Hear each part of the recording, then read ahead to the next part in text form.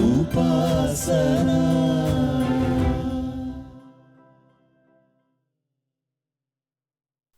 യേശുവിൽ ഏറ്റവും സ്നേഹം നിറഞ്ഞ സഹോദരങ്ങളെ, ഈ സമയം നമ്മൾ ധ്യാനിക്കുന്നത് ദൈവം ആർക്കും കടക്കാരനല്ല എന്നൊരു വിഷയത്തെക്കുറിച്ചാണ്. ഈ വിഷയം ഇന്ന് ചിന്തിക്കാൻ എന്നെ പ്രേരിപ്പിച്ചത് ഈ സമീപ ദിവസങ്ങളിൽ എൻ്റെ ഒരു സഹോദര വൈദികനിൽ നിന്നും എനിക്ക് ലഭിച്ച ഒരു കത്താണ്. ആ കത്തിൽ അദ്ദേഹം എഴുതുന്നത് ഇങ്ങനെയാണ്: ഫാദറെ, ഞാൻ ഫാദറോട് ഒരുപാട് കടപ്പെട്ടിരിക്കുന്നു. കാരണം 5-6 വർഷങ്ങൾക്ക് മുമ്പ് ഞങ്ങൾ പഠിക്കുന്ന മേജർ സെമിനാരിയിൽ വാർഷിക ധ്യാനത്തിന് വേണ്ടി വന്നത് അച്ഛനായിരുന്നു. എൻ്റെ ദൈവവിളിയെക്കുറിച്ച് ഞാൻ ഒരുപാട് സംശയിക്കുന്ന ഒരു സമയത്താണ് അവിടെ അന്ന് വാർഷിക ധ്യാനത്തിന് വേണ്ടിയിട്ട് വന്നത്. അന്ന് ആ ധ്യാനത്തിൽ പങ്കെടുത്തില്ലായിരുന്നുവെങ്കിൽ ഇന്നെനിക്കൊരു വൈദികനാകാൻ കഴിയുമായിരുന്നോ എന്ന് സംശയമുണ്ട്. അല്ലെങ്കിലും മനുഷ്യരോടുള്ള കടപ്പാട് എങ്ങനെയാണ് വീട്ടിൽ തീർക്കുന്നത്? ഒരു കാര്യം എനിക്ക് ഉറപ്പാണ്, ദൈവം ആർക്കും കടക്കാരനല്ല കേട്ടോ. സഹോദരങ്ങളെ, അവസാന വാചകം ആദ്യത്തെ ഏതൊരു വാചകത്തെ എന്നതിനേക്കാളും എന്നെ സ്വാധീനിച്ചു. ദൈവം ആർക്കും ഒരു കടക്കാരനല്ല. മത്തായിയുടെ സുവിശേഷം 19-ാമത്തെ അധ്യായം 27-ഉം 28-ഉം തിരുവചനങ്ങൾ നമ്മൾ വായിക്കുന്നത് ഇങ്ങനെയാണ്: ശിഷ്യപ്രമുഖനായ പത്രോസും അവൻ്റെ കൂട്ടത്തിൽ ബാക്കി ശിഷ്യന്മാരെല്ലാവരും കൂടി ചെന്ന് യേശുവിനോട് ഇങ്ങനെ ചോദിച്ചു: ഇതാ, ഞങ്ങൾക്കുള്ളത് മുഴുവൻ അങ്ങയെ പ്രതി ഉപേക്ഷിച്ചിരിക്കുന്നു. ഞങ്ങൾക്ക് എന്താണ് ലഭിക്കുക?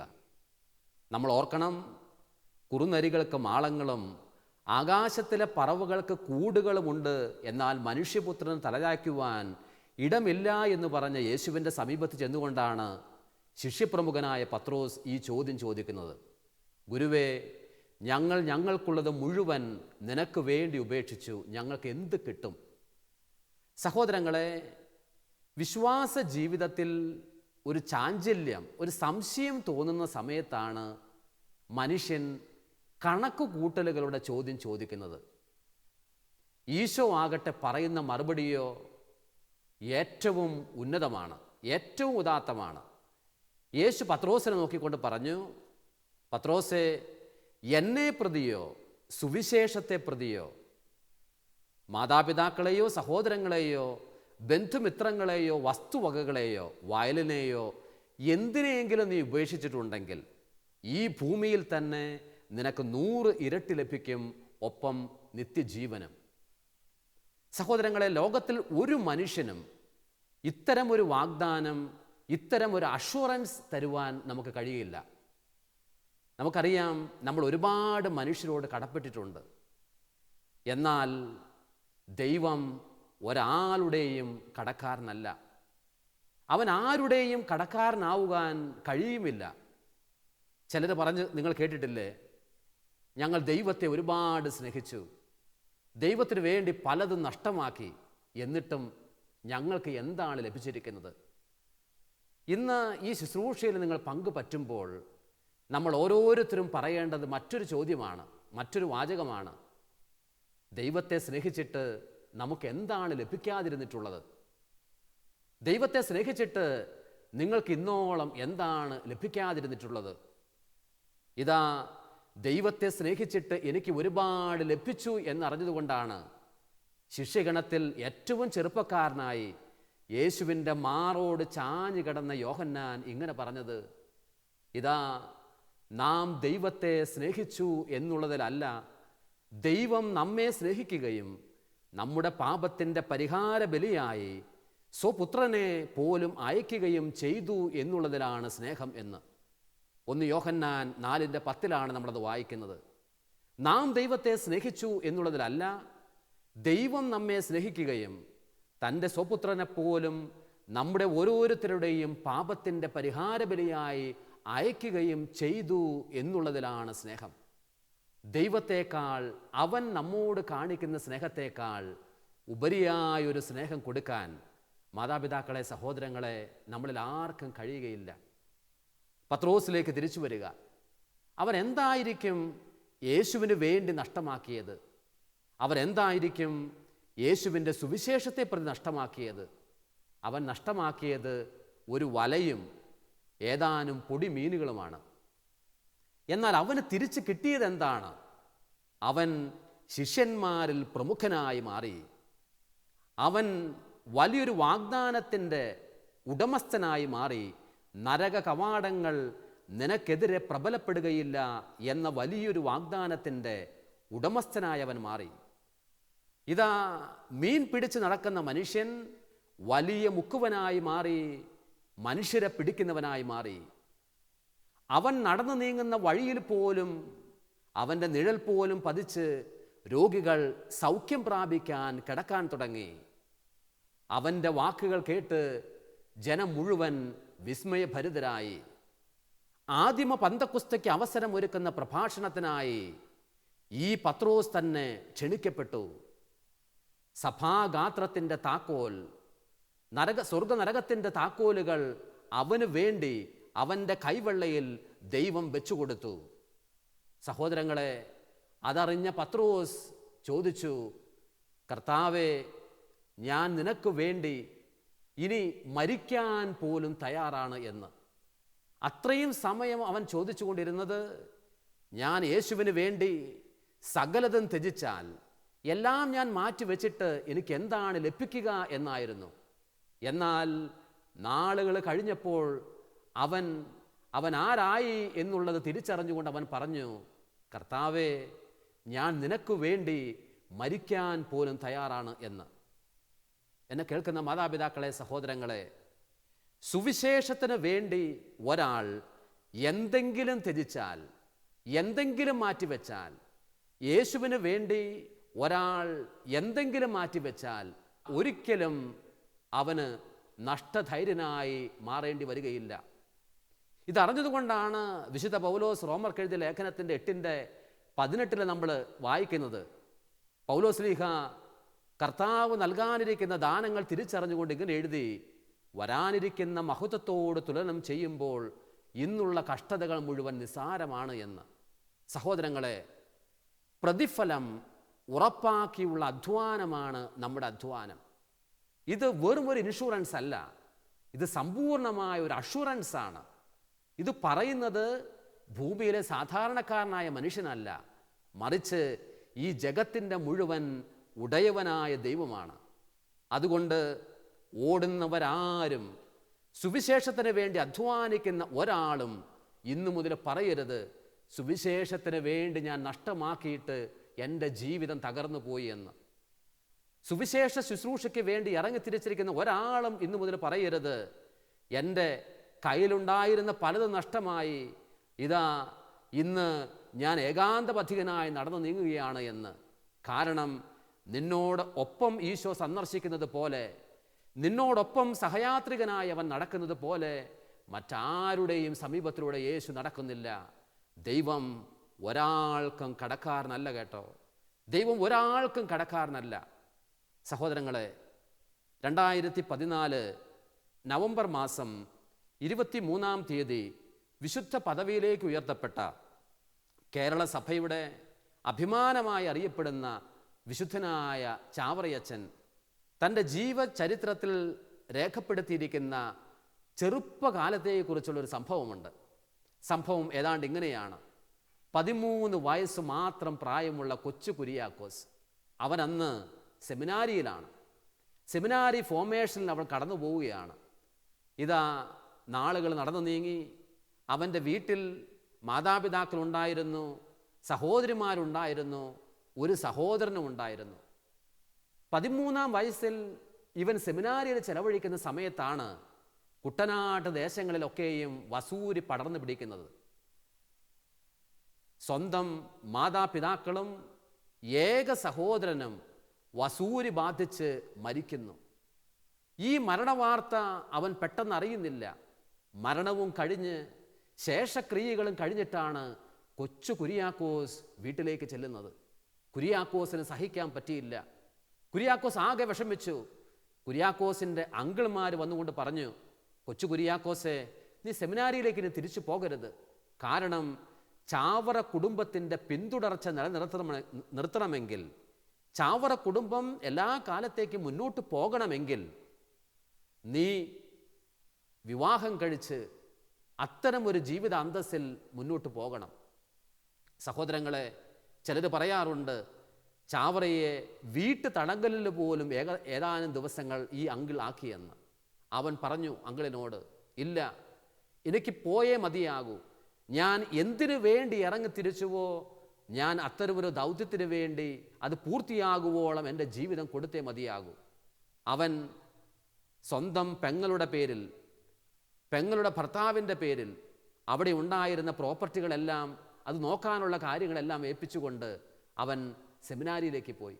സെമിനാരിൽ ചെന്ന ഉടനെ അവനെ സ്വീകരിക്കാൻ പാലക്കൽ അച്ഛനുണ്ടായിരുന്നു, അന്നത്തെ അവൻ്റെ ഗുരുനാഥൻ. ഗുരുനാഥനോട് പറഞ്ഞു, എനിക്ക് ദിവ്യകാരുണ്യത്തിൻ്റെ മുമ്പിൽ പോകണം. അവൻ ദിവ്യകാരുണ്യ യേശുവിൻ്റെ മുമ്പിലേക്ക് ഓടിപ്പോയി. അവൻ 13 വയസ്സ് പ്രായമുള്ള കൊച്ചു കുരിയാക്കോസ് ദിവ്യകാരുണ്യത്തെ നോക്കിക്കൊണ്ട് ഇങ്ങനെ പറഞ്ഞു, ഓ ദിവ്യകാരുണ്യമേ, ഓ ഈശോയെ, നിന്നെ പ്രതിയും നിന്റെ സുവിശേഷത്തെ പ്രതിയും ഞാൻ സകലതും ഉപേക്ഷിക്കുന്നു. ഞാൻ എൻ്റെ കുടുംബത്തിൻ്റെ മഹിമ പോലും, ആ ഗോത്രം പോലും നിലനിർത്താൻ ഇടവരുത്താത്ത വിധത്തിൽ എന്നെയും എൻ്റെ ജീവിതത്തെയും നിൻ്റെ മുമ്പിൽ ഞാൻ അടിയറ വയ്ക്കുന്നുവെന്ന്. സഹോദരങ്ങളെ, നാളുകൾ കഴിഞ്ഞു, വർഷങ്ങൾ കഴിഞ്ഞു. ഓർക്കുക, ചാവറ കുടുംബം അഭിമാനത്തിൻ്റെ സ്തംഭമായി കേരള സമൂഹത്തിൽ, മലയാളി സമൂഹത്തിൽ നിലകൊള്ളുകയാണ്. അന്ന് അവൻ വീടിന് വേണ്ടി ജീവിച്ചിരുന്നെങ്കിൽ അവന് ലഭിക്കാമായിരുന്നതിൻ്റെ എത്രയോ മടങ്ങ് ഇരട്ടിയാണ് ഇന്ന് കേരള സഭയുടെ മുഴുവൻ പിതാമഹനെന്ന് അറിയപ്പെടുമാറ് വിശുദ്ധനായ കുരിയാക്കോസ് ഏലിയാസ് ചാവറ ഉയർത്തപ്പെട്ടത് എന്ന് ഓർക്കുക. എന്നെ കേൾക്കുന്ന സുവിശേഷ ശുശ്രൂഷയിൽ വ്യാപൃതരായിരിക്കുന്ന ദൈവമക്കളെ, നമ്മളെപ്പോഴും ഓർക്കണം, യേശുവിന് വേണ്ടി, സുവിശേഷത്തിന് വേണ്ടി നമ്മൾ എന്തെങ്കിലും ചെയ്യുന്നത് ഒരിക്കലും നമുക്ക് നഷ്ടമല്ല. പക്ഷേ മനുഷ്യർക്ക് വേണ്ടി നമ്മൾ ചെയ്താൽ തളർന്നു പോയേക്കാം. അതുകൊണ്ടാണ് പൗലോസ് എഫേസുസുകാർക്ക് എഴുതിയ ലേഖനം 6:8 നമ്മളിങ്ങനെ വായിക്കുന്നത്, നിങ്ങൾ മനുഷ്യനു വേണ്ടിയല്ല കർത്താവിന് വേണ്ടി എന്നതുപോലെ നിങ്ങൾ ശുശ്രൂഷ ചെയ്യണം. ഇത് പൗലോസ് ശ്ലീഹ പറയാനൊരു കാരണമുണ്ട്. നിങ്ങൾ മനുഷ്യന് വേണ്ടിയല്ല, യേശുവിന് വേണ്ടി എന്നതുപോലെ, കർത്താവിന് വേണ്ടി എന്നതുപോലെ ശുശ്രൂഷ ചെയ്യണം. മനുഷ്യന് വേണ്ടി നമ്മൾ ജോലി ചെയ്താൽ നമ്മൾ തളരും. ഏറ്റവും വലിയ കമ്പനിയിൽ, ഏറ്റവും മനോഹരമായൊരു സാലറിയിൽ നമ്മൾ ജോലി ചെയ്താലും നമ്മൾ എക്സോസ്റ്റഡ് ആകും, നമ്മൾ തളരും, നമ്മൾ മടുക്കും. എന്നാൽ നമ്മൾ കർത്താവിന് വേണ്ടി ജോലി ചെയ്താൽ ഒരിക്കലും തളരുകയില്ല. എന്തുകൊണ്ടാണത്?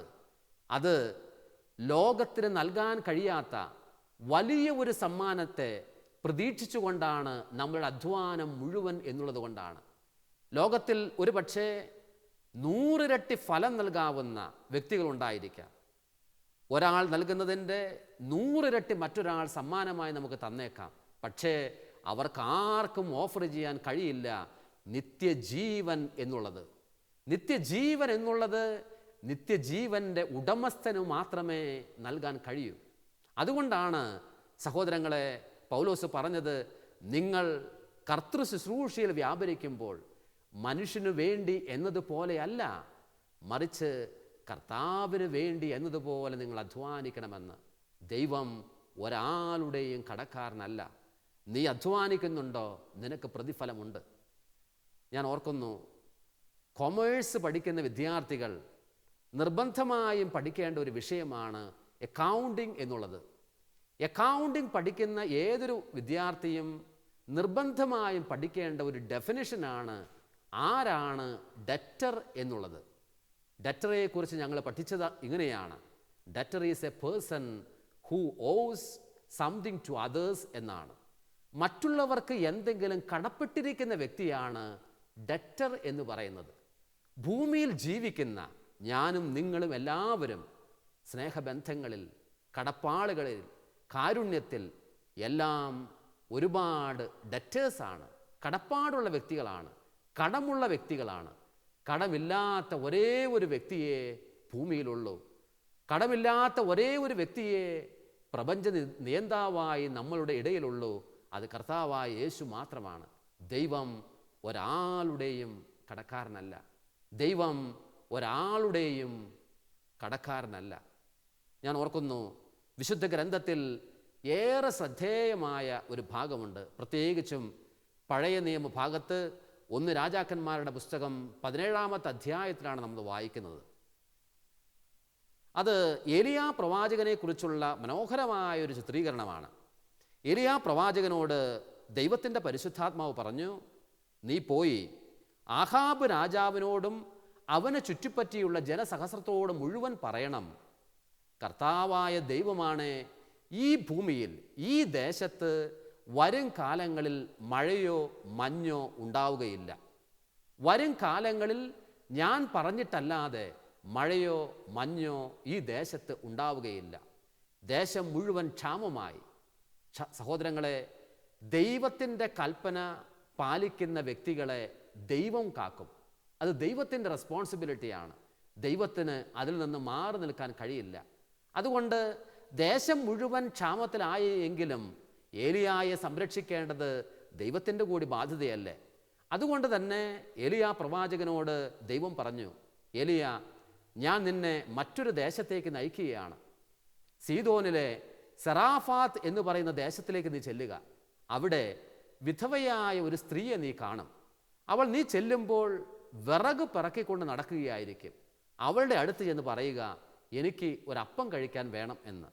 അവൻ ദൈവം പറഞ്ഞതനുസരിച്ച് അതേപടി പാലിച്ചുകൊണ്ട് സീദോനിലെ സെറാഫാത്ത് എന്ന് പറയുന്ന ദേശത്തേക്ക് ചെന്നു.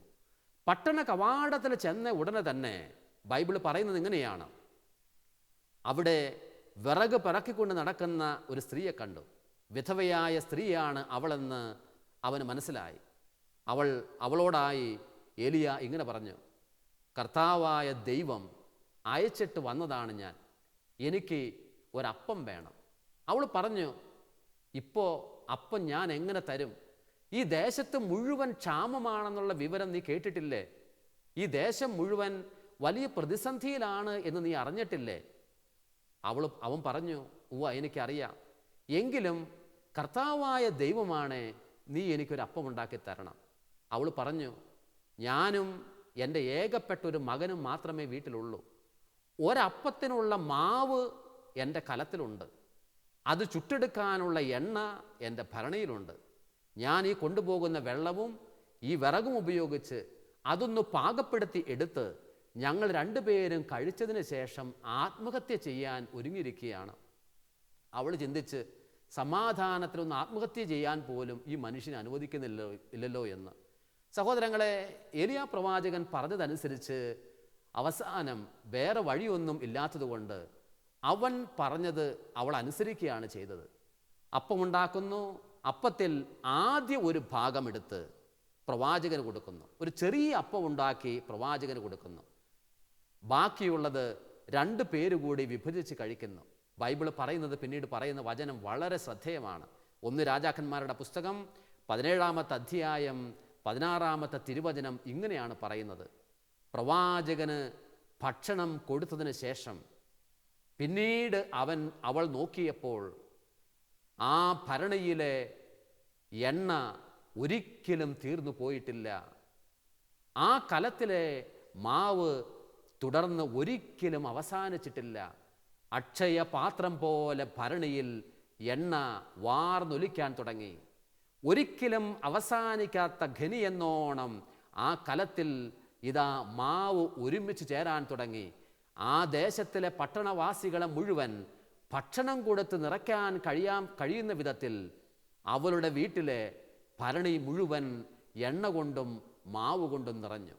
സഹോദരങ്ങളെ, ദൈവം ഒരാളുടെയും കടക്കാരനല്ല.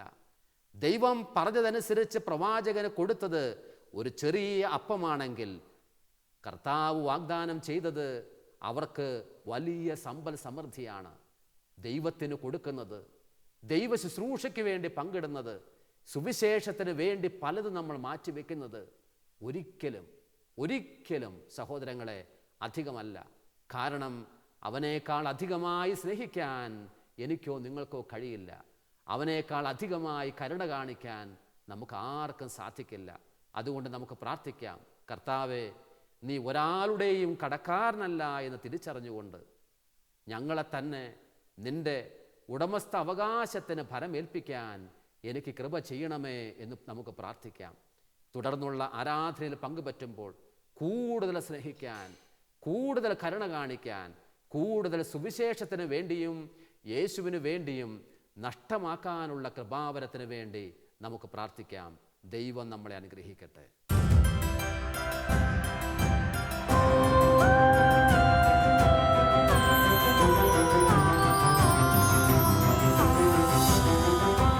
ഉപാസന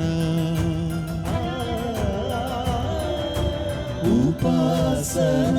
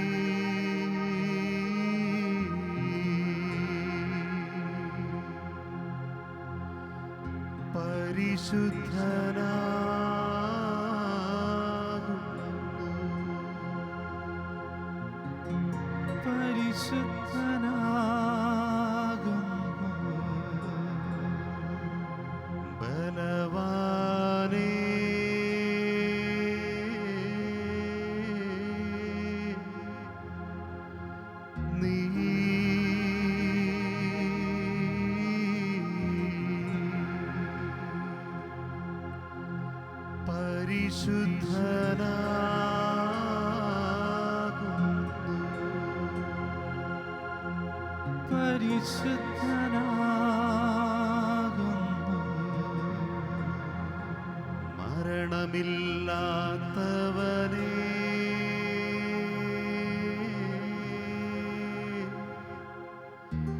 നീ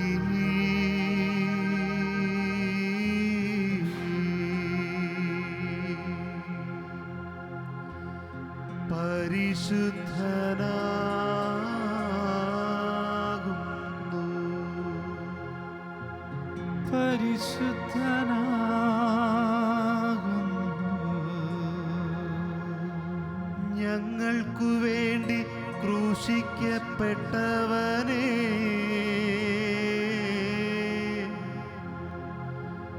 ഞങ്ങളെ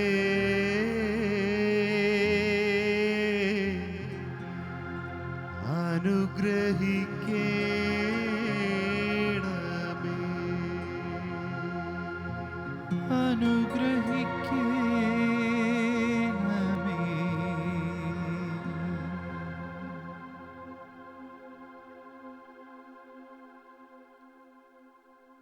ദൈവത്തിൻ്റെ പരിശുദ്ധിക്ക് മുമ്പിലാണ് ഒരു സമൂഹമായി നാം എല്ലാവരും ആയിരിക്കുന്നത്. ദൈവത്തിൻ്റെ പരിശുദ്ധി ഏറ്റവും നിറഞ്ഞു നിൽക്കുന്നത്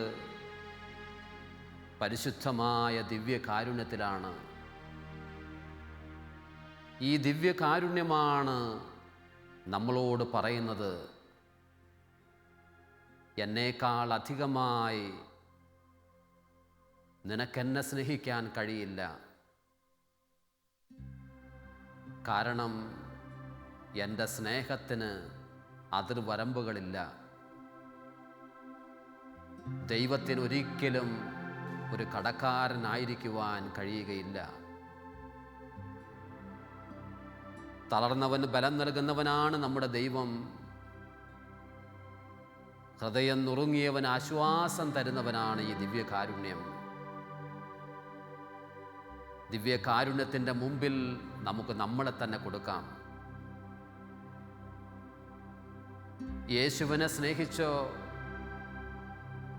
സുവിശേഷത്തെ സ്നേഹിച്ചോ, നീ നഷ്ടമാക്കിയിരിക്കുന്നത് ഒന്നും നിന്റെ നഷ്ടങ്ങളല്ല. സകലതും നിനക്ക് ലാഭമായി വരിക തന്നെ ചെയ്യും. ഇതാ, അന്ന് പത്രോസ് നഷ്ടമാക്കിയില്ലേ, പിന്നീട് പൗലോസ് നഷ്ടമാക്കിയില്ലേ, രക്തസാക്ഷികൾ ഇതാ അവരുടെ ജീവിതം വിലയായി കൊടുക്കാൻ നിരനിരയായി കാത്തു നിൽക്കുകയായിരുന്നു. കാരണം അവർക്കറിയാമായിരുന്നു, വിലയില്ലാത്ത ഒന്നിനല്ല ഞങ്ങൾ കൊടുക്കുന്നത്, വിലയുള്ള കർത്താവിന് ആണ് എന്ന്. വിലയുള്ള കർത്താവിൻ്റെ മുമ്പിലാണ് നമ്മൾ ഇന്നായിരിക്കുന്നത്. ജോലി ചെയ്ത് നീ തളർന്നു പോയ വ്യക്തിയാണോ? ഹൃദയത്തിൽ ഒരുപാട് ഭാരം സൂക്ഷിക്കുന്ന വ്യക്തിയാണോ? മനുഷ്യനെ സ്നേഹിച്ച് മടുത്തു എന്നാണോ നീ നിന്നോട് പറയുന്നത്? ജോലിയെ സ്നേഹിച്ചും അതിലുൾപ്പെട്ടും ഒരുപാട് ഹൃദയം വിഷമിച്ചു എന്നാണോ നീ ഇന്ന് പറയുന്നത്? ഓർക്കുക, ദൈവത്തെ സ്നേഹിച്ചാൽ നീ മടുക്കുകയില്ല. കാരണം തേനിനേക്കാൾ മധുരമായ സ്നേഹമാണ് അവൻ്റേത്. 10,000-ങ്ങളിൽ സുന്ദരനാണ് നമ്മുടെ കർത്താവ്. അവൻ ഒരാൾക്കും കടക്കാരനായിരിക്കുക സാധ്യമല്ല. കർത്താവേ, ഞങ്ങൾ അങ്ങയുടെ മുമ്പിൽ ഞങ്ങളെ തന്നെ അടിയറ വയ്ക്കുന്നു. തളർന്നു പോയ എല്ലാ കരങ്ങളെയും നീ ബലപ്പെടുത്തണമേ. മനസ്സ് മടുത്ത ജീവിതങ്ങളെ കർത്താവെ നീ ബലപ്പെടുത്തണമേ. ശുശ്രൂഷ ജീവിതത്തിൽ അതിൽ നിന്നും പിൻവാങ്ങിയിരിക്കുന്ന എല്ലാ ജീവിതങ്ങളെയും ദിവ്യകാരുണ്യ യേശുവേ പുതിയ കരുത്തും പുതിയ ശക്തിയും കൊടുത്ത് അനുഗ്രഹിക്കുന്നതിനായിട്ട് ഞങ്ങൾ പ്രാർത്ഥിക്കുന്നു. ഓ ഞങ്ങളുടെ ദൈവം, ഞങ്ങളുടെ കർത്താവ് ഒരാളുടെയും കടക്കാരനല്ലല്ലോ. ഞങ്ങളത് അംഗീകരിക്കുന്നു കർത്താവേ, ഞങ്ങളത് സ്വീകരിക്കുക തന്നെ ചെയ്യുന്നു. കർത്താവാർക്കും കടക്കാരനല്ല, അവിടുത്തേക്കായെല്ലാം സമർപ്പിച്ചവർക്കായി അനേകമടങ്ങായി പ്രതിഫലമേകും വരും കാലത്തിൽ നിത്യജീവനും. കർത്താവാർക്കും കടക്കാരനല്ല, അവിടുത്തേക്കായെല്ലാം സമർപ്പിച്ചവർക്കായി അനേകമടങ്ങായി പ്രതിഫലമേകും വരും കാലത്തിൽ നിത്യജീവനും. ലോകത്തിൻ്റെ വ്യത്യസ്തമായ ഭാഗങ്ങളിൽ ഇരുന്നു കൊണ്ട് ഈ ദൈവത്തിൻ്റെ ശുശ്രൂഷയിൽ പങ്കുപറ്റുന്ന സഹോദരങ്ങളെ, നിങ്ങൾ ഇന്ന് എവിടെ ആയിരുന്നു കൊള്ളട്ടെ, ഈ ദിവ്യകാരുടെ നാഥൻ്റെ മുമ്പിലേക്ക് ഓരോരുത്തരും ഈ സമയം കരങ്ങൾ ഉയർത്തട്ടെ. ഏറെ സ്നേഹത്തോടും ഏറെ വിശ്വാസത്തോടും കൂടി അവൻ്റെ നേരെ ഇപ്പോൾ കൈകൾ നീട്ടട്ടെ. തളർന്ന ജീവിതങ്ങൾക്ക് ബലം പകരാൻ, ശക്തി ക്ഷയിച്ചു പോയ ജീവിതങ്ങൾക്ക് കൂടുതൽ കരുത്തു പകരാൻ ഇതാ ഔഷധവും കരുത്തുമായി നമ്മുടെ കർത്താവ് നമ്മുടെ ജീവിതങ്ങളിലേക്ക് കടന്നു വരുന്നു. നീ കിടക്കുന്നിടത്തിലേക്ക് നിന്റെ കർത്താവ് കടന്നു വരുന്നു. നിന്റെ ഇരിപ്പിടത്തിലേക്ക് നിന്റെ കർത്താവ് കടന്നു വരുന്നു. നിന്റെ ഭക്ഷണമുറിയിലേക്ക് കർത്താവ് കടന്നു വരുന്നു. നിന്റെ വാഹനത്തിലേക്ക് കർത്താവ് കടന്നു വരുന്നു.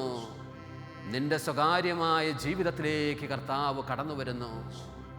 അവൻ്റെ നേരെ കരങ്ങൾ, ഇരു കരങ്ങളും നീട്ടിപ്പിടിച്ചുകൊണ്ട് ചൊല്ലിത്തരുന്ന പ്രാർത്ഥന നമുക്കെല്ലാവർക്കും ഏറ്റുചൊല്ലാം.